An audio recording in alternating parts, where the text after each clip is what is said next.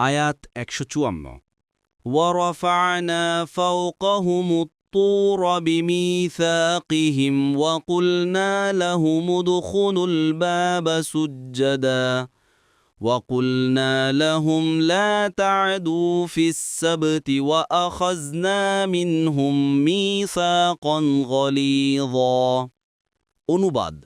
আর তাদের অঙ্গীকার গ্রহণের জন্য তুর পর্বতকে আমরা তাদের উপর উত্তোলন করেছিলাম এবং তাদেরকে বলেছিলাম নতশিরে দরজা দিয়ে প্রবেশ করো আর আমরা তাদেরকে আরও বলেছিলাম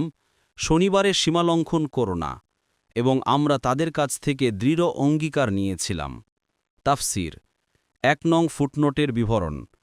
রাসূলুল্লাহ সাল্লাল্লাহু আলাইহি ওয়াসাল্লাম বলেছেন বনী ইসরাঈলকে বলা হয়েছিল যে তোমরা প্রস্তাবিত শহরে সিজদারত অবস্থায় প্রবেশ করো এবং বলো হে আল্লাহ আমাদেরকে ক্ষমা করে দিন তারা তা পরিবর্তন করেছিল সিজদারত অবস্থায় প্রবেশ না করে নিতম্বের ওপর ভর করে এবং আমাদেরকে ক্ষমা করুন এর পরিবর্তে জবের দানা চাই বলতে বলতে প্রবেশ করল বুখারী ৩৪০৩